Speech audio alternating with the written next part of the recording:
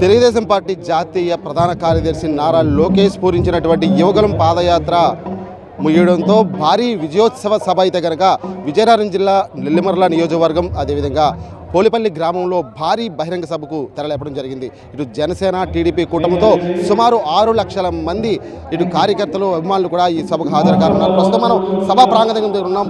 సభా ప్రాంగణం అంతా కూడా ఇటు పసుపు జెండాలు అదేవిధంగా తెలుగు జెండాలతో రెపరెపలాడుతుంది. సుమారు 150 అడుగుల వెడల్పు గలటువంటి ఒక వేదిక ఏర్పాటు చేశారు. అదేవిధంగా ఇంత భారీ బహిరంగ సభకు ఇది ఒక మహానాడు, ఒక 2-3 మహానాడులు కలిపితే ఇది ఒక మహానాడుగా చెప్పుకోవడంలో ఎటువంటి అతిశయోక్తి లేదు. ఓవరాల్గా చూసుకుంటే కనుక 3132 కిలోమీటర్లు అదేవిధంగా 97 నియోజకవర్గాలు మేర నడిచినటువంటి యువగలం పాదయాత్ర ఈరోజు ఇంత భారీ వేదిక కానుంది. అదేవిధంగా మేటి ప్రజాశక్తుల మహాకలయిక నవశకానికి వేడుక అంటూ కూడా ఒక క్యాప్షన్తో అయితే కనుక వేదిక సిద్ధంగా అయింది. అయితే 3 గంటలకు ప్రారంభమైనటువంటి వేదికకి ఇప్పటికే దాదాపుగా అందరూ కూడా పూర్తిగా ఇటు అగ్రనాయకులతో పాటు కార్యకర్తలు అదేవిధంగా అందరూ కూడా చేరుకోవడం జరిగింది. సుమారు 6 లక్షల మందికి ఇక్కడ వేదిక సిద్ధం చేశారు. అదేవిధంగా ఇంత 3132 కిలోమీటర్లు ఆంధ్ర రాష్ట్ర వ్యాప్తంగా కూడా నడిచి తనకంటూ ఒక స్థానం అదేవిధంగా ప్రజల గుండెల్లో చిరస్మరణీయంగా నిలిచిపోయే విధంగా కూడా నారా లోకేష్ చేసినటువంటి ఈ యువగలం పాదయాత్ర సక్సెస్ అవుతుంది. 2024 ఎన్నికల్లో ప్రధాన భూమిక పోషిస్తుందని చెప్పుకోవడంలో ప్రస్తుతం మనం చూసినటువంటి విజువల్స్లో ఇంత భారీ సభ ఒక నాందిగా చెప్పుకోవచ్చు. అదేవిధంగా చాలామంది ఇప్పటికే సుమారు 16 కమిటీల ద్వారా అయితే కనుక ఈ భారీ బహిరంగ సభకి పూర్తిగా ఎక్కడ ఎటువంటి ఇబ్బందులు లేకుండా కమిటీలు వేసుకుని మరి దీనికి పూర్తిగా ఒక సహకారం కూడా అందించడం జరిగింది. అయితే నాయకులు అదేవిధంగా చాలా వరకు కూడా అహర్నిశలు కూడా కష్టపడి ఎక్కడికక్కడ ప్రజల ఆదరణ పొందుతూ ముందుకెళ్ళినటువంటి నేపథ్యం. ఇంతటి భారీ బహిరంగ సభ ఆంధ్ర రాష్ట్రంలో ఇదే తొలిసారిగా జరుగుతుందని కూడా చెప్పడంలో ఎటువంటి అతిశయోక్తి లేదు. అయితే మనతో మాట్లాడడానికి మాజీ మంత్రి తెలుగుదేశం పార్టీ సీనియర్ నాయకులు కొండ్ర మురళి గారు కూడా అందుబాటులో ఉన్నారు. ఆయన పర్యవేక్షణలో కూడా ప్రస్తుతం అయితే కనుక కార్యక్రమాలను కూడా సర్వేగంగా జరుగుతున్న నేపథ్యం ఎక్కడ కూడా ఎటువంటి అవాంఛనీయ సంఘటన లేకుండా మాజీ మంత్రి కొండ్ర మురళి గారు నేతృత్వంలో కూడా చాలా వరకు కార్యక్రమాలు జరుగుతున్నాయి. సార్ మనతో మాట్లాడడానికి కొండ్ర మురళి గారు ఉన్నారు.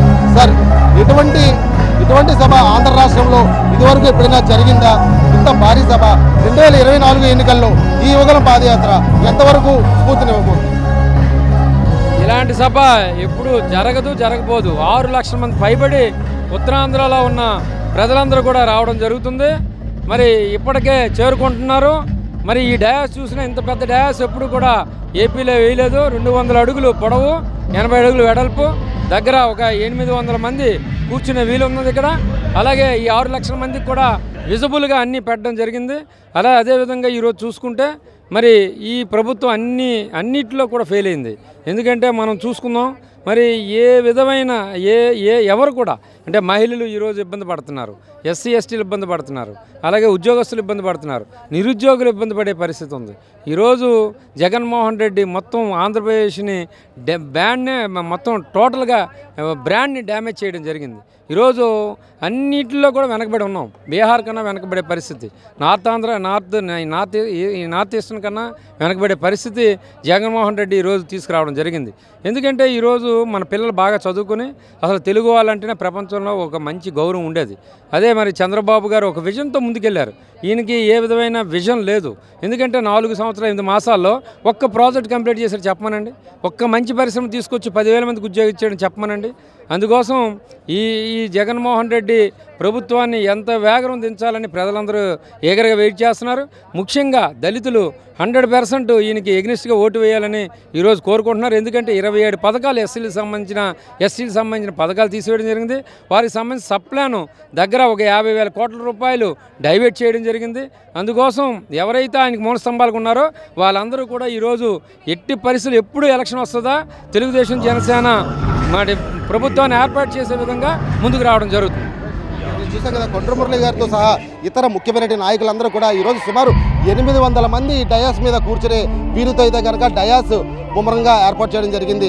మొత్తం కూడా చూసుకుంటే కనుక మధ్యాహ్నం 3:30కి ప్రారంభం కాబోతున్నటువంటి యువగలం విజయోత్సవ సభ అయితే కనుక ఒక నాందిగా చెప్పుకోవచ్చు. ఎందుకంటే ముగ్గురు అగ్ర నాయకులు అంటే ఇటు తెలుగుదేశం పార్టీ అధ్యక్షులు నారా చంద్రబాబు నాయుడు, అదేవిధంగా జనసేన అధ్యక్షులు పవన్ కళ్యాణ్, అదేవిధంగా యువగలం పాదయాత్ర చేసి ప్రజల్లో మన్ననలు పొందినటువంటి నారా లోకేష్తో పాటు ఇటు నటుడు అదేవిధంగా ఎమ్మెల్యే బాలకృష్ణ కూడా ఈ వేదికని అలంకరించున్నారు. చూస్తాం ఏదైతే వీఐపీలు కూర్చోడానికి వీలుగా అయితే కనుక పసుపు రంగుతో కూడినటువంటి కుర్చీలు, అదేవిధంగా స్థానికంగా ఉన్నటువంటి నాయకులు అంటే ఆంధ్ర రాష్ట్ర వ్యాప్తంగా ఎవరైతే నాయకులు ఉన్నారో వాళ్ళందరికీ కూడా ఏర్పాటు చేయడానికి అయితే కనుక వైట్ కుర్చీలు ఏర్పాటు చేసి ప్రతి ఒక్కరు కూడా స్క్రీన్ ఒక బార్కోడ్లు ఏర్పాటు చేసి అనుమతి కూడా ముందుగానే ఇవ్వడం జరిగింది.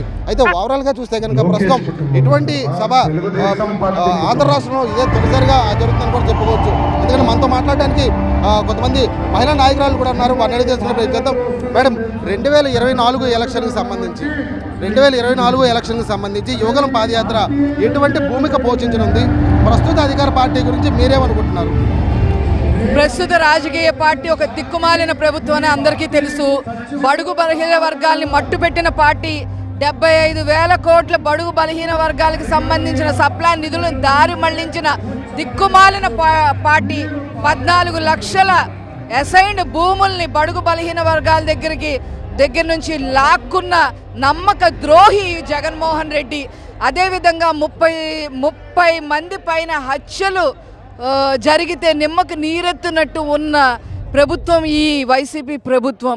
మీ అందరూ ఎక్కడ చూసినా విధ్వంసాలు, ఎక్కడ చూసినా భూ కబ్జాలు, కిడ్నాపులు, హత్యలు, అత్యాచారాలు, ఎవరన్నా ప్రశ్నిస్తే వాళ్ళ గొంతు నొక్కే ప్రయత్నం, చివరికి మీడియాని కూడా వాళ్ళని గొంతు నొక్కే ప్రయత్నం చెయ్యడం, బ్లాక్మెయిల్ చేయటం, తోటలు తగలబెట్టడం, నరికేయడం, గ్రామ బహిష్కరణలు చేయటం. ఇదండి పరిపాలన?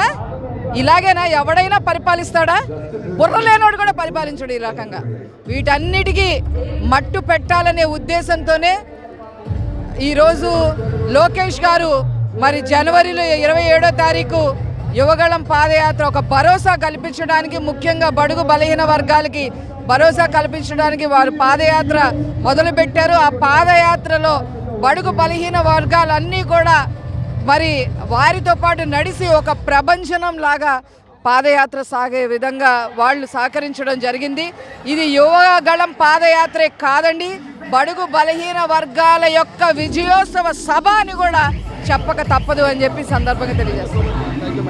ఇది కేవలం అయితే కనుక యువగళం పాదయాత్ర విజయోత్సవ సభే కాదు, బడుగు బలహీన వర్గాల విజయోత్సవ సభ అని కూడా ఎమ్మెల్సీ అనురాధ గారు చెప్తున్నారు. అయితే చూసిన వెన్యూకి సంబంధించి వచ్చినటువంటి సుమారు 6 లక్షల మంది కార్యకర్తలు, ఎన్టీఆర్ అభిమానులు, తెలుగుదేశం పార్టీ అభిమానులు కూడా ప్రత్యేకమైనటువంటి భోజన సదుపాయాలు కల్పించారు. ఇటు శ్రీకాకుళం దగ్గర నుంచి అటు అనకాపల్లి వరకు కూడా సుమారు ఎక్కడ పడితే ఎక్కడ ఎవరికి కూడా ఆహారం కానీ టిఫిన్ కానీ ఎవరికి ఇబ్బంది లేకుండా ఎక్కడికక్కడ అల్పాహార భోజన సదుపాయాలు కూడా ఏర్పాటు చేయడం జరిగింది.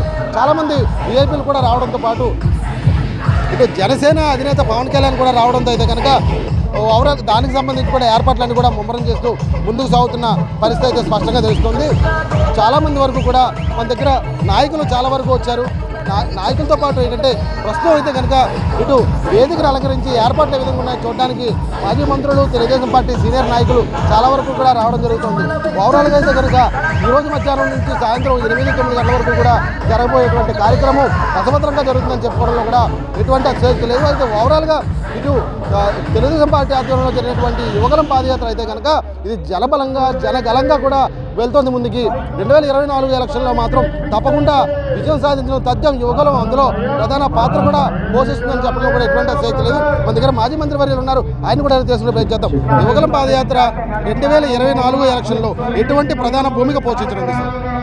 యువగళం పాదయాత్ర ఎన్నికల కోసం చేసింది కాదు, ప్రజలు పడుతున్నటువంటి కష్టాలను తెలుసుకొని ఆ కష్టాల నివృత్తి కోసమే మేము ఎన్నికల్లో ఏ విధంగా చేయాలి, అధికారంలోకి వచ్చిన తర్వాత ఏ విధంగా చేయాలని దాని మీద వెళ్తున్నాం తప్ప ఇదేదో ఎన్నికల కోసం వెళ్ళేటటువంటి యాత్ర కాదు. ఇది పూర్తిగా సామాజిక అవగాహన, సమాజంలో పడుతున్నటువంటి ఇబ్బందులు వాటన్నిటిని కూడా తెలుసుకొని ముందుకు వెళ్ళే విధంగా ఈ పాదయాత్ర చేయడం జరిగింది. లోకేష్ బాబు గారు ఏదైతే సొంతంగా అనుభవించాలి, ఏం జరుగుతుందో తెలుసుకోవాలన్న కోరికతో చేస్తున్నటువంటి యాత్ర, ఈ యాత్ర నవశకానికి నాందిగా ఉండబోతుంది. ఇప్పుడు చూస్తే కనుక జనసేన కూటమితో ముందుకు వెళ్తున్నారు, ఏ విధంగా ఉండబోతుంది సార్? ఈరోజు పూర్తిగా 175 సీట్లు మాకు టార్గెటే. జనసేనతో కలిసినందువల్ల అగ్నికి ఆజ్యం తోడైంది.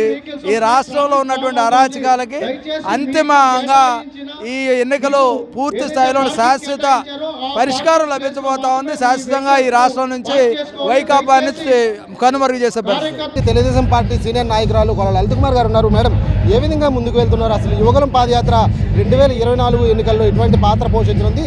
ప్రస్తుత అధికార పార్టీకి సంబంధించి ఒక సీనియర్ నాయకురాలిగా మీరేమనుకుంటున్నారు? నాయన ఇవాళ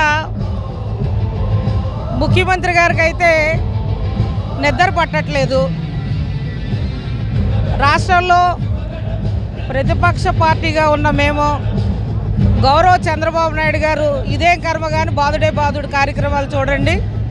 మరి యువ నాయకుడైన లోకేష్ బాబు గారు పాదయాత్రలో ప్రజా ఆదరణ చూడండి. అలాగే మరొక ప్రతిపక్ష నాయకులైన పవన్ కళ్యాణ్ గారు వారాహ యాత్రలో చూడండి. ఎక్కడికి వెళ్ళినా రాష్ట్రంలో ప్రజలు ఈ జగన్మోహన్ రెడ్డిని గెలిపించడం మా చెప్పుతో మేము కొట్టుకున్నాం, తప్పు చేసామని బాధపడుతున్నారు.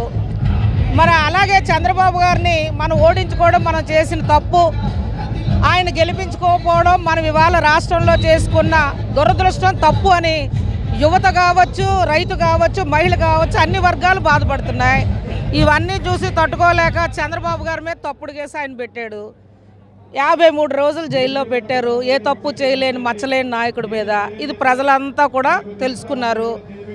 ఎప్పుడు ఎన్నికలు వస్తాయో, ఎప్పుడు ఈ ప్రభుత్వానికి బుద్ధి చెప్దామని ఎదురు చూస్తున్నారు. అందులో లోకేష్ బాబు గారు యువగలం.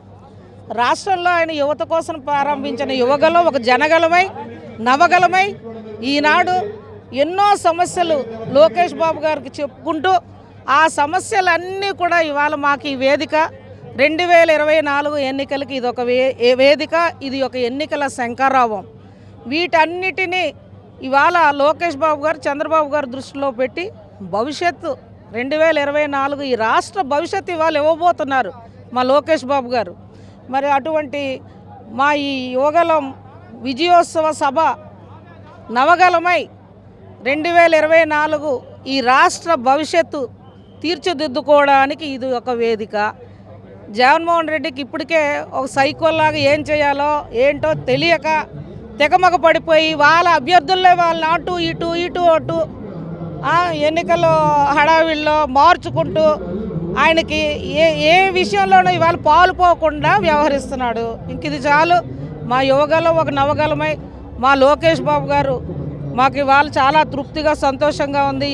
ఎండనక వాననక వేల కిలోమీటర్ల పాదయాత్ర ప్రజల కోసం, రాష్ట్ర భవిష్యత్తు కోసం, రాష్ట్ర యువత కోసం చేసిన మాకు నమ్మకం ఇవాళ ఏర్పడింది.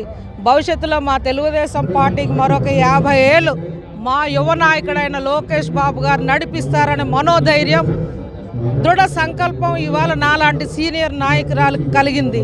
ఇది చాలు. ఈ భవిష్యత్ 24 ఎన్నికలు ప్రజలు ఇవాళ తీర్పు ఇవ్వబోతున్నారు.